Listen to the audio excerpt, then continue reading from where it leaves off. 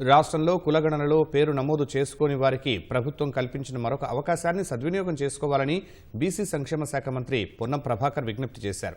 ఈ నెల 16 నుంచి 28వ తేదీ వరకు గతంలో ఎవరైతే వివరాలను నమోదు చేసుకోలేదో వారంతా చేసుకోవాలని సూచించారు. రాష్ట్ర మేధావులు, బలహీన వర్గాల నాయకులు, ప్రొఫెసర్లు తదితరుల విజ్ఞప్తి మేరకు కులగణనలో నమోదు చేసుకోని వారికి మరో అవకాశం కల్పించినట్లు వివరించారు.